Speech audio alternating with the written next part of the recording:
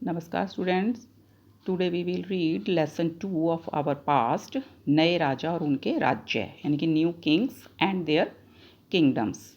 आज जो है हम इस लेसन में कुछ नए राजाओं के बारे में और उनके राज्यों के बारे में पढ़ेंगे कि आगे जो है इस टाइम क्या क्या चेंजेस आए और कौन कौन से राजा जो हैं बने और उनके राज्य में क्या क्या चेंजेस आए। ठीक है, तो इसमें क्या है, ये हमारे नए राजा जो है वो 7वीं शताब्दी के बाद जो है स्टार्ट हुए। कई जो है राज्य हैं जो कि नए 7वीं जो शताब्दी थी उसके बाद हमें जो है हाईलाइट हुए हैं। जैसे कि इस डायग्राम में इसमें दिखाया गया है मैप में, हमारे इसमें जो है गुज्जर प्रतिहार है, राष्ट्रकूट, पाल, चोल, चौहान, ये जो है मेन थे राज्य जो कि बाद में उभर कर सामने आए। इनके बारे में हम आगे इसी लेसन में भी पढ़ेंगे।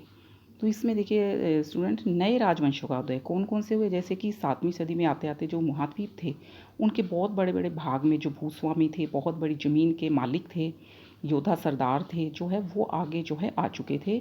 और राजा लोग जो है प्राय उन्हें जो है अपने बराबर ही और सामंत के रूप में उन्हें मान्यता देते थे। और वे ये उम्मीद करते थे कि राजा स्वामी के लिए वे उनके जो स्वामी हैं उनके लिए वो उपहार लेके आएँ, दरबार में उनकी हर रोज़ जो है हाजिरी लगा के जाएँ। और सैन्य सहायता यानी कि सैनिकों के रूप में भी, सैनिकों की तरफ से भी उनकी सहायता प्रदान उन्हें की जाए। तो इसमें क्या था, कुछ लोग जो थे जिन्हें कि शासन मिल जाता था या संपदा, बहुत संपत्ति हासिल हो जाती थी, और कुछ महामंडलेश्वर यानी कि जो पूरे मंडल का महान स्वामी अपने एरिए का राज्य जो है अपने आप से राजा उन्हें घोषित कर देते थे। और इसलिए जो है वो कभी कभी अपने स्वामी के आधिपत्य यानी कि उसके अधीन होने से स्वतंत्र होने का दावा जो है वो कर देते थे कि हम उसके अधीन होकर कार्य नहीं करेंगे, हम अपना स्वतंत्र राज्य जो है वो स्थापित करेंगे। इसीलिए जो है एक दक्कन में जो है वो राष्ट्रकूटों का जो है राज्य वो स्टार्ट हो गया कि कर्नाटक के चालुक्य राजा थे वो उनके अधीन थे। लेकिन 8वीं सदी के मध्य में एक राष्ट्रकूट जो था प्रधान, दंती दुर्ग नामक का, जो उसने अपने चालुक्य स्वामी की अधीनता से इनकार करा, यानी कि उसने कहा कि मैं जो है इस राजा के अधीन जो है इसे अपना स्वामी नहीं मानता, उसके अधीन कार्य नहीं करूँगा। उसने उसे हरा दिया। और एक हिरण्य गर्भ नामक, जो यानी कि इसका अर्थ है सोने का गर्भ, तो उसने एक अनुष्ठान यानी कि यज्ञ किया। यह अनुष्ठान जो है ब्राह्मणों की सहायता से किया जाता था। और ये माना जाता था कि जो ये यज्ञ कर लेता है वो राजा न होते हुए भी, क्षत्रिय न होते हुए भी उसके रूप में दोबारा जो है वो क्षत्रिय का दर्जा प्राप्त कर लेगा। इसलिए उसने जो है ये दंती दुर्ग ने जो है ये यज्ञ किया और उसे हराया। ठीक है, और अपना राज्य उसने स्थापित किया। इसी तरह से जो है बहुत से लोगों ने जो है, जैसे कि म्यूर शर्मन है, गुज्जर प्रतिहार है, ये सब ब्राह्मण थे, इन्होंने भी अपने पेशे को छोड़कर शस्त्रों को अपना लिया। ठीक है, और आगे जो है अपने राज्यों को स्थापित किया। नेक्स्ट है स्टूडेंट्स, राज्यों में प्रशासन। अब नए नए राजाओं में क्या था, महाराजाधिराज यानी कि राजाओं के भी जो राजा थे वो, और त्रिभुवन चक्रवर्ती जो 3 भुवनों के स्वामी होते हैं, उन्होंने भी क्या है बहुत तरीके से जो है अपने जो है आपको राजा जो है स्थापित राज्य जो है अपने राज्य स्थापित कर लिए। और उन्होंने वहाँ पर शासक किसानों का, व्यापारियों का, ब्राह्मणों का, इनके साथ जो है अपनी जो है साँठ-गाँठ कर ली और इनके साथ जो है मिलकर जो है अपना राज्य स्थापित किया। इसके अलावा जो है इन्होंने जो उत्पादक होते हैं यानी कि जो किसान थे, पशुओं को चराने वाले, पालने वाले थे, कारीगर थे, इनसे भी जो है वो अपने लगान के रूप में जो है कुछ ना कुछ इकट्ठा करते थे। और इसे जो है प्राप्त करने वाला जो भूस्वामी था वो अपने आप को उसका मालिक जो है अपना बताता था, उसका दावा वो करता था। और कुछ जो बिजनेसमैन थे, व्यापारी लोग थे, जो वस्तुओं को जो इधर से उधर खरीदते थे, बेचते थे, उनसे भी जो है लगान के रूप में कुछ ना कुछ हिस्सा वो जो है प्राप्त करते रहते थे। तो ये संसाधन जो हैं राजा की व्यवस्था को वित्तीय आधार मानते थे, यानी कि जो राजा लोग किसानों से या पशुपालकों से, कारीगर से, व्यापारियों से जो भी धन इकट्ठा करते थे, तो वो मंदिरों के लिए या किलों के निर्माण के लिए उसे इस्तेमाल किया जाता था। और युद्ध में लड़ने के लिए भी जो है संसाधन जो थे उनके ऊपर खर्चा किया जाता था। और लूट की शक्ल में जो उन्हें धन मिलता है, यानी कि एक दूसरे राज्य पर जो है वो अपना आक्रमण करते थे, उनसे जो धन मिलता था वो, और ये सब, और जो ज़मीन वगैरह जो थी, इन सब की जो है वो चीज़ों का इस्तेमाल जो है वो अपने राज्य को बढ़ाने के लिए किया करते थे। और इसमें क्या है, इसीलिए जो है धीरे धीरे उनके वंशानुगत जो है ये परंपरा चलती रही। और ज़्यादातर जो सेना में भी ऐसा ही होता था, कई बार राजा के निकट संबंधी भी जो है इन पोस्ट पर, ओहदों पर होते थे, यानी कि वो अपने भाई भतीजों को, अपने बच्चों को आगे जो है इन पर नियुक्ति जो है वो कर देते थे बड़ी बड़ी पोस्ट पर। नेक्स्ट स्टूडेंट्स ये है कि प्रशस्तियाँ और भूमि अनुदान।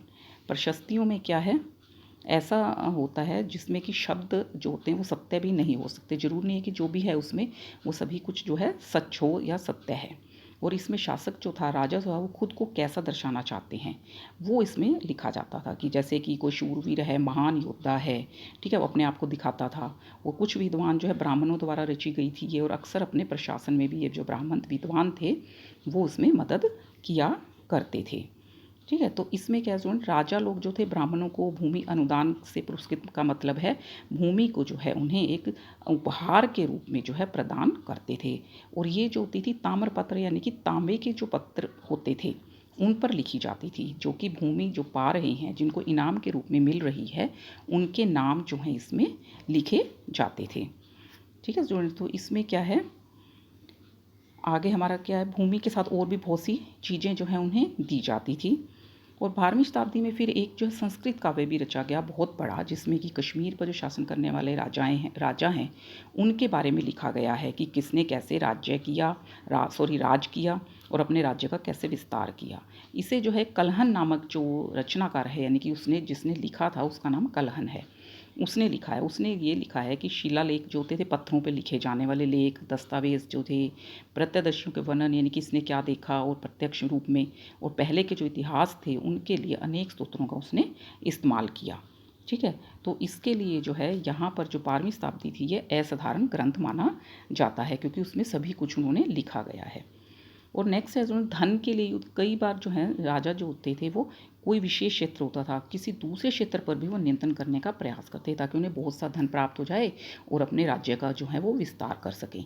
इसमें एक मेन था गंगा घाटी में जो कन्नौज नगर है ना, वहाँ पर गुज्जर प्रतिहार, राष्ट्रकूट और पाल वंश, ये जैसे अभी स्टार्टिंग में लेसन के स्टार्टिंग में मैंने नाम बताए, वहाँ पर जो है उन्होंने कन्नौज के ऊपर नियंत्रण को लेकर आपस में वो लड़ते रहे भी, हम उस पर अपना राज करना चाहते हैं। क्योंकि ये लंबी लड़ाई चली और 3 पक्ष थे इसमें, इसलिए इसे त्रिपक्षीय संघर्ष भी कहा जाता है। कौन कौन 3 पक्ष हो गए स्टूडेंट इसमें, गुर्जर प्रतिहार हो गए, राष्ट्रकूट हो गए और पाल भी हो गए। इस लाइन को स्टूडेंट आप मार्क भी कर सकते हो, क्योंकि ये हमारा क्वेश्चन के रूप में भी आ सकता है और क्वेश्चन है भी हमारा इसमें। और नेक्स्ट जो हम देखेंगे कि शासकों उनके बड़े बड़े मंदिरों का निर्माण करवाया और अपना जो है संसाधनों का, अपनी शक्ति का उन्होंने प्रदर्शन करने का प्रयास किया कि हमारे पास बहुत ज़्यादा शक्ति है, संसाधन है। एक दूसरे पर, राज्यों पर उन्होंने आक्रमण कर दिया और मंदिरों को तो है ज़्यादा अपना निशाना बनाते थे, वहीं पर ज़्यादा आक्रमण करते थे, और ताकि जो है बहुत ज़्यादा वो संपन्न हो जाएं, क्योंकि मंदिरों में क्या है बहुत ज़्यादा सोना चांदी चढ़ा होता था, सोने चांदी की मूर्तियाँ होती थी। इसके लिए सुन हम आगे जो 5th लेसन आएगा ना उसमें हम डिटेल में पढ़ेंगे। अब नेक्स्ट में क्या है सुना, अफ़गानिस्तान के जो गजनी का सुल्तान महमूद है, उन्होंने भी ऐसे शासकों में वो प्रसिद्ध हैं, जैसे कि 997 से 1030 तक जो है वहाँ पर शासन किया। और अपना जो राज्य था उन्होंने कहाँ कहाँ फैलाया स्टूडेंट देखिए, मध्य एशिया के भाग, ईरान, उपमहाद्वीप, उत्तर पश्चिमी हिस्से तक किया। और वहाँ पर जो है वो हर साल जो है उपमहाद्वीप पर हमला करता था। और वहाँ पे कहाँ कहाँ पर हमला करता था, जैसे बहुत बड़े बड़े मंदिर थे, और जिनमें कि गुजरात का जो मेन है सोमनाथ मंदिर जो है वो भी शामिल था। महमूद जो धन उठाकर ले गया था ना, उसका बहुत बड़ा हिस्सा गजनी ने एक वैभवशाली राजधानी के निर्माण बनाने में जो है उसे खर्च कर दिया।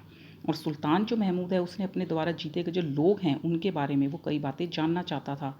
उनमें से क्या था, एक अल बेरूनी नामक विद्वान था, और उसे जो है उस महाद्वीप के बारे में क्या है क्या नहीं सभी चीज़ें लिखने का काम जो है उसे सौंपा गया। और अरबी में लिखी गई जो किताब थी उसका नाम है अल हिंद। इसे स्टूडेंट आप मार्क कर लीजिए। आज भी इतिहासकारों के लिए एक महत्वपूर्ण स्तोत्र है, क्योंकि इसे और उन्होंने संस्कृत के जो विद्वान से उनसे सलाह करके, विचार विमर्श करके उसे तैयार किया था। तो युद्ध करने वाले जो दूसरे राजा थे वो उनमें चौहान भी थे, चौहानों के रूप में जाने गए। वो जो है चौहान पहले कहा जाता था उन्हें चौहान, फिर वो बाद में चौहान शब्द के बन गया और उसके रूप में वो जाने लगे। इनका जो राज्य था वो दिल्ली और अजमेर के आसपास जो है माना जाता है। तो उन्होंने क्या किया स्टूडेंट्स, पश्चिम और पूर्व की ओर अपने अपने नियंत्रण क्षेत्र का विस्तार करना चाहा, जिसमें क्या था, गुजरात के चालुक्य और पश्चिम की साइड जो है उत्तर प्रदेश के जो गढ़वाल है उनसे टक्कर लेनी पड़ी। तो चौहानों का जो सबसे शासक कौन था, पृथ्वीराज तृतीय, जिसने कि 1168 से लेकर 1192 तक, और जिसने कि सुल्तान मोहम्मद गोरी नामक अफगान शासक को 1191 में हराया। लेकिन दूसरे ही साल 1192 में उसके हाथों वो हार गया। पहले तो मोहम्मद गोरी नामक उसने हरा दिया था उसे, लेकिन 1192 में उसने दोबारा से उसे हरा दिया। तो इसमें क्या है स्टूडेंट, आगे हम इसमें देख रहे हैं क्योंकि नए नए राजा और राज्यों के बारे में पढ़ रहे हैं, तो हम धीरे धीरे जो है जो राज्य उभर कर सामने आए उनके बारे में ही पढ़ रहे हैं। नेक्स्ट हमारा क्या है, उदयपुर से तंजावुर तक। अब चोल वंश सत्ता में कैसे आया, अभी हमने क्या उनके चौहानों के बारे में पढ़ा है, ठीक है, राष्ट्रकूट के प्रतिहार के बारे में पढ़ा। तो चोल वंश जो है वो कैसे से आया। कावेरी डेल्टा में जो मुटियार नामक से प्रसिद्ध है ना, एक छोटा मुखिया परिवार की राज्य था, या राजा वो जो है शासन कर रहे थे। वे कांचीपुरम के पल्लव राजाओं के अंडर में थे, और उड़ियार के जो चोल वंशीय प्राचीन मुखिया परिवार के जो है विजयालय ने 9वीं सदी के मध्य में मुटियारों को हराकर उस पर डेल्टा पर कब्जा जमाया, और तंजावुर शहर निशुंभ सूधनी देवी का मंदिर भी उन्होंने ही बनवाया। पहले यानी कि वो जिसके अंडर थे, अधीन थे, उन्हीं पर उनमें हमला कर दिया और अपना शासन करने लगे। और विजयालय के जो उत्तराधिकारी थे उन्होंने पड़ोसी इलाकों को भी जीतना शुरू कर दिया, और अपना क्षेत्रफल शक्ति दोनों के रूप में वो जो धीरे धीरे बढ़ाते चले गए। और दक्षिण और उत्तर के जो पांड्यान और पल्लव इलाके थे उनको भी उन्होंने अपना हिस्सा बना लिया, और इस प्रकार जो है शक्तिशाली चोल शासक उन्हें माना जाता है, ठीक है। और धीरे धीरे जो है उनका विस्तार करते चले गए, और प्रशासन का भी उन्होंने पुनर्गठन किया। राजा के पुत्र राजेंद्र प्रथम ने उसकी नीतियों को जारी रखा, और उसने क्या गंगा घाटी, श्रीलंका और दक्षिण पूर्व एशिया के देशों पर भी हमला किया, और इन अभियानों के लिए उसने एक जल सेना भी बनाई ताकि जो उन्हें वहाँ की जानकारी हो और वो आसानी से दूसरे जगह पर अपना शासन कर सकें। अब नेक्स्ट हम पढ़ेंगे इसमें भव्य मंदिर और कांस्य मूर्ति कला। उस समय जो है बहुत बड़े बड़े मंदिर बनाए जाते थे और मूर्तियाँ जो हैं वो बनाई जाती थी। तो राजा और राजेंद्र प्रथम द्वारा जो बनाए गए तंजावुर, गंगईकोट, चोलपुरम के जो बड़े मंदिर थे और मूर्ति कला की दृष्टि बहुत चमत्कार हैं, यानी कि बड़ी भव्य और बहुत ही आर्टिस्टिक जो मंदिर हैं वो बनाए गए हैं। वो कैसे हैं देखिए, चोल मंदिर जो है अक्सर अपने आसपास जो विकसित होने वाली बस्तियों के जो है केंद्र बन गए, क्योंकि वहाँ पर जो शिल्प उत्पादन के केंद्र थे, और मंदिर शासकों और अन्य लोगों द्वारा जो दी गई भूमि थी उसमें बनाए गए, ठीक है, उन्हें वो भूमि मिल जाती थी। और भूमि की जो उपज है वो सारे जो विशेषज्ञ हैं उनका जो निर्वाह, उनका गुजारा करने में, परिवार का खर्च, गुजारा चलाने में जो खर्च हो जाती थी, और जो मंदिर के आसपास ही वो रहते थे ताकि उन्हें काम करने में आसानी हो और आने जाने में भी आसानी हो। और उनके लिए जो काम करते थे वो कौन होते थे, पुरोहित थे, मालाकार, बावर्ची, वो काम करने वाले, संगीतकार, नर्तक, ये सब इसमें शामिल थे। यानी कि दूसरे हम कह सकते हैं कि मंदिर जो थे वो पूजा पाठ के लिए ही नहीं थे, बल्कि आर्थिक, सामाजिक, सांस्कृतिक जीवन का केंद्र भी थे। आर्थिक, सामाजिक और सांस्कृतिक जीवन से संबंधित स्टूडेंट ये है, आर्थिक तो ये हो गया ना कि वो लोग वहाँ पर काम करते थे, उसके बदले उनका गुजारा हो जाता था, उन्हें अपने जीवन की जो ज़रूरी चीज़ें थी वो वहाँ से प्राप्त हो जाती थी। सामाजिक और सांस्कृतिक में है क्योंकि वो एक साथ वहीं पर एक जगह पर रहते थे, तो एक तरह से उनका समाज ही वहाँ पर स्थापित हो गया था, और अपना जो है धर्म का वो निर्वाह भी करते थे, और मंदिरों से भी जुड़े हुए थे वो। और साथ में जो है कांस्य की प्रतिमाएं, यानी कि देखिए जैसे कि हमें साथ में जो एक फ़ोटो दिखाई दे रही है, ये जो है वो मूर्तियाँ गढ़ते थे और बनाते थे। और ये जो है संसार की सबसे, चोल कांस्य जो प्रतिमा है सबसे उत्कृष्ट, यानी कि सबसे उत्तम, बहुत बढ़िया जो कांस्य प्रतिमा है, मूर्ति है, उसके रूप में जो है वो मानी जाती हैं। ज़्यादातर मूर्तियाँ जो हैं, प्रतिमाएँ जो है ना, उन्होंने वो देवी देवताओं की ही होती थी, और कुछ प्रतिमाएँ भक्तों को की भी बनाई, यानी कि जो बहुत ज़्यादा गहरे जिसके भक्त होते थे वो उन भक्तों की भी बनाई जाती थी उन्हें याद रखने के लिए। और आगे अब सुना पढ़ रहे हैं कि वहाँ की कृषि और सिंचाई कैसे थी, क्या क्या वो खेती करते थे, कैसे उन्हें सिंचाई करते थे।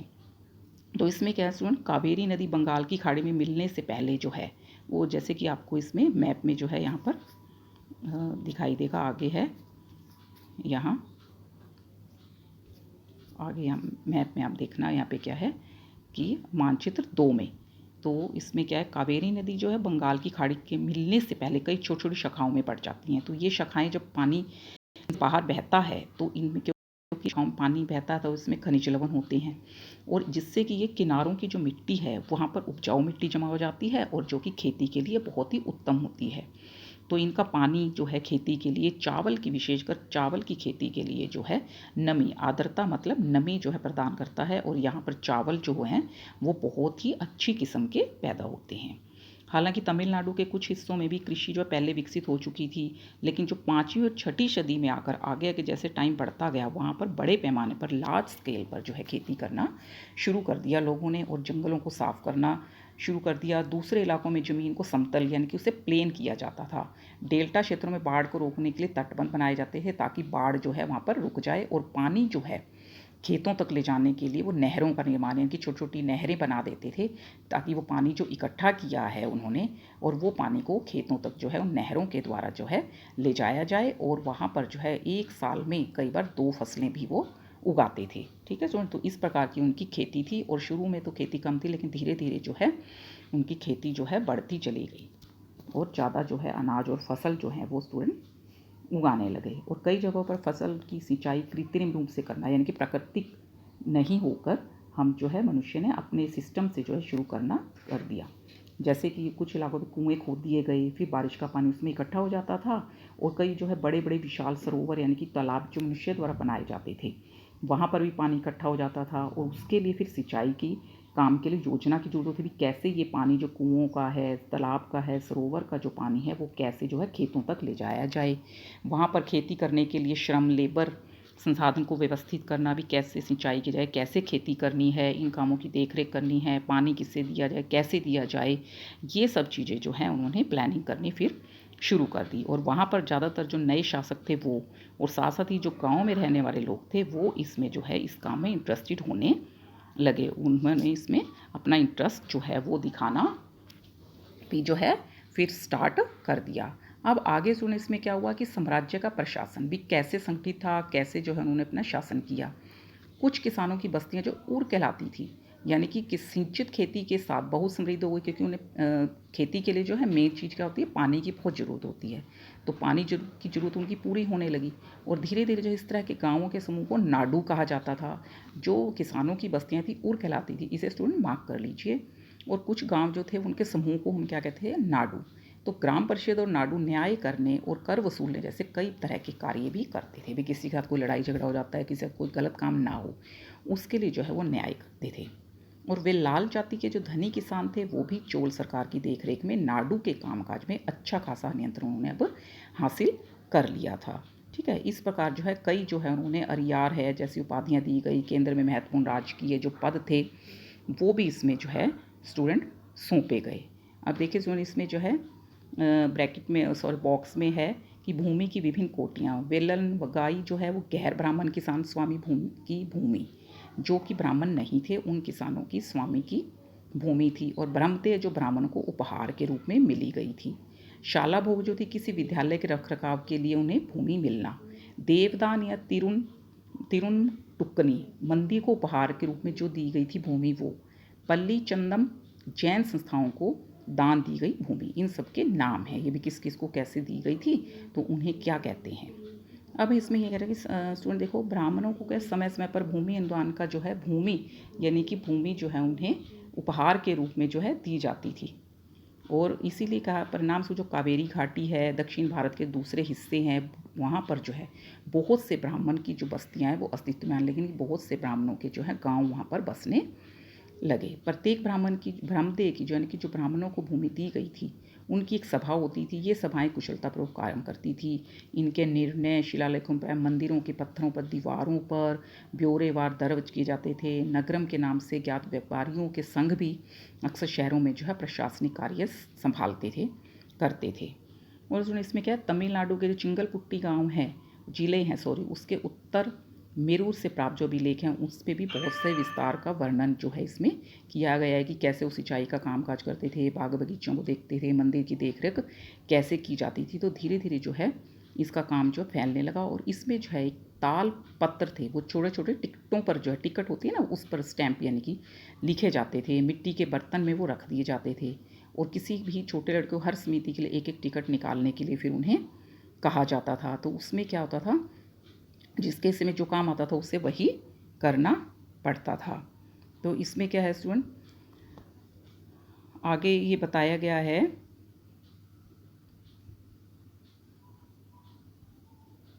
कि अभिलेख और लिखित सामग्री। उत्तर मेरू जैसे हमने पढ़ा कि सभा की सदस्यता कैसे प्राप्त कर पाते थे वो, सभा की सदस्यता के लिए जो इच्छुक लोग थे उनको ऐसी भूमि का स्वामी होना चाहिए जिससे भू राजस्व भी प्राप्त किया जाता है, और उनके पास के अपना घर होना चाहिए। उनकी उम्र यानी कि एज कितनी होनी चाहिए, 35 से 70 के बीच में होनी चाहिए। उन्हें जो वेदों का भी अच्छा ज्ञान होना चाहिए और प्रशासनिक जो मामले हैं उनके बारे में जानकारी होनी चाहिए। यदि कोई पिछले 3 सालों से किसी समिति का सदस्य रहा है तो वह किसी और समिति का सदस्य नहीं बन सकता, और जिसने अपने संबंधियों के या अपने खाते नहीं जमा कराए हैं वह चुनाव नहीं लड़ सकता। और अभी लेकर राजा और शक्ति संपन्न पुरुष के बारे में जानकारी मिलती है। ठीक है, तो यहाँ पर साधारण मर्द और औरतों का जीवन इन राज्यों में कैसा था अभी इसके बारे में इतना नहीं पता है। ज़्यादातर सिंपल यही है कि अडनूर की जो सरहदें हैं उस पर फूस की पुरानी छाजने वाली जो छोटी छोटी झोपड़ियाँ थी उसमें अटा पुलाया नामक एक समूह जिसे ब्राह्मण और वेलाल प्रतिष्ठित समाज के बाहर मानते थे, यानी कि वो ब्राह्मण और उसके अंडर नहीं आते थे। लोगों को एक ऐसा छोटा सा पूर्वा था जिसमें ओछे किस्म के पेशे में लोग खेती हर मजदूर थे। चमड़े की पट्टियों से घिरे हुए झोपड़ियों के जो छोटे छोटे बने हुए थे उनमें मुर्गे मुर्गियों झुंड में वो घूमते रहते थे। और गहरे रंग के जो बच्चे जो काले लोहे के कंगन पहने हुए थे, गहरे रंग के जो बच्चे थे वो काले रंग पहने थे, वे छोटे पिल्लों को उठाए इधर उधर घूमते थे। यानी कि और एक मजदूरनी जो है वो चादर पर उसने अपने बच्चे को चमड़े की जो चादर उस पर सुला दी। यानी कि वहाँ की जो रहन सहन है थोड़ा बहुत उसके बारे में उन्होंने उसमें बताया गया। लेकिन इसमें आप स्टूडेंट आपको जो है यहाँ से जो है अनुसार सभा की सदस्यता के लिए यहाँ से इम्पोर्टेंट है ये इससे, और यहाँ तक जो है वह चुनाव नहीं लड़ सकते। सभा की सदस्यता के लिए क्या इंपॉर्टेंट है यहाँ तक जो है आप इसे मार्क कर लीजिए। जिसने अपने सबके संबंधियों के खाते जमा नहीं कराए और वह चुनाव नहीं लड़ सकता, ये जो है इंपॉर्टेंट है, इसे आप यहाँ तक मार्क कर लीजिए। तो इसमें स्टूडेंट आपने जो है ये लेसन आपको अच्छे से समझ आ गया होगा। ठीक है, तो आपको जो ये लेसन जो है ज़रूर रीड करना है ताकि आपको ये चीज़ समझ आ जाए, और इसके जो क्वेश्चन आंसर हैं नेक्स्ट PDF में इसे मैं सेंड करूँगी और वो भी आपको अच्छे से समझ आ जाएँ। तो स्टूडेंट ये लेसन आपको ज़रूर रीड करना है और इसके इन बिटवीन जो क्वेश्चन आंसर्स हैं उनका भी ध्यान रखना है। जो इंपॉर्टेंट बातें हैं कि कौन कौन से राज्य उभर कर सामने आए, कैसे कैसे उन्होंने राज किए, ठीक है, और सभा की सदस्यता के लिए क्या क्या इंपॉर्टेंट हैं, क्या क्या मानना है उनको। ठीक है, तो इसमें क्या है, तो ये सब चीज़ें आपको याद करनी है और अच्छे से रीड भी करनी है। Thank you student.